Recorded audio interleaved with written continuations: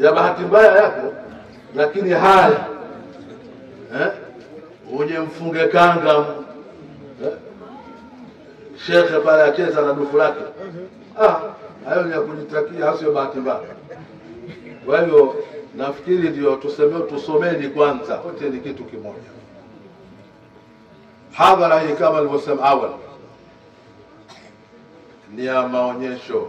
Maonyesho maana yake ni kwa lugha ya Kiarabu maarudat, lakini yameitwa hivyo kwa sababu mwalimu anafundisha kesi ya mwaka mzima, yuko hapo na wanafunzi. Sasa wazazi na watu wengine majirani hawajui yule mwalimu afanya kazi gani, au watoto wale sasa wamefika mustawa gani. Wanaamua sasa siku moja kwamba sasa leo wanakaa vikao, wakipatana unawekwa siku maalumu ya kufanya hayo maonyesho. Ndiyo hiyo ambayo leo imefanywa kuanzia jana. Kwa bahati nzuri jana wengine tumechelewa, lakini mama mlezi wa Mahad Sunnat al-Islamia kwa jina mashuhuri maarufu Salafia aliwahi kuhudhuria katika kikao hicho cha jana,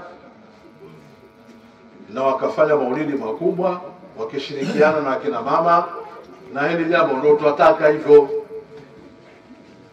kwamba wanawake sasa wawe wanajitegemea katika mambo yao. Wanawake wao ni kama wao, wapige matani, wafanye nini hivyo. Na hata katika maharusi ni hivyo.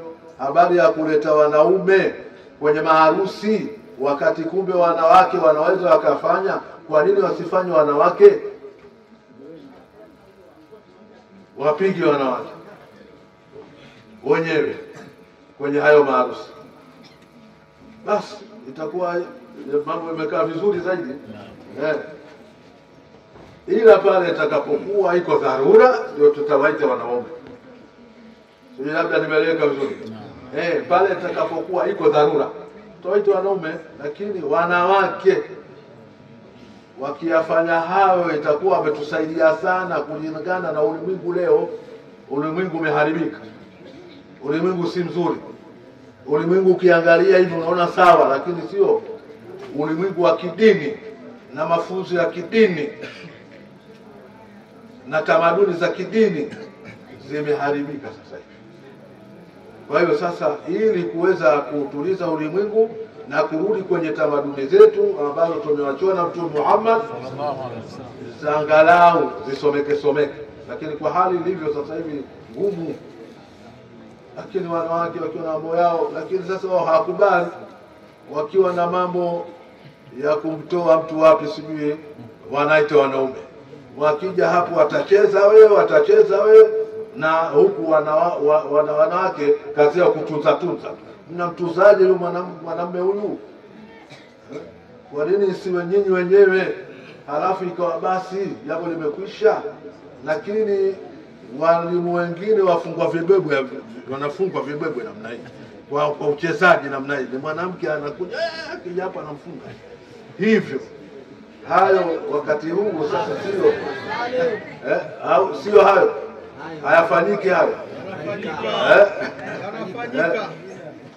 Wakinogewa pale, basi mwanamke huko atatoka na namna yake, akija mfunga kanga mwanamume, wala sio mumewe, ni mwanamume. Atakuwaje mwanamume huyo? Halafu hapo utamtia shetani gani?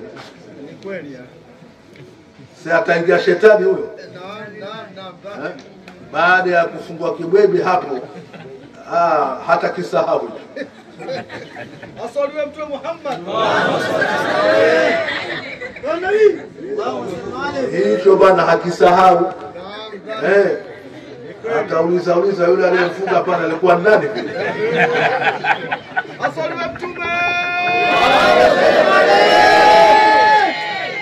Sasa hayo ndio tunayahofu sisi. Ni Waislamu, tuna tamaduni tulizoachiwa na Mtume wetu Muhammad sallallahu alaihi wasallam, ambazo hizo zinalinda, zinatufanya sisi tuwe sawa sawa. hatupati makosa mbalimbali ya kujitakia. Maana kuna mengine ya kujitakia yako ya bahati mbaya, lakini haya ni ya kujitakia. Ya bahati mbaya yako, lakini haya uje mfunge kanga shekhe pale acheza na dufu lake, hayo ni ya kujitakia, sio bahati mbaya. Kwa hiyo nafikiri ndio tusomeni kwanza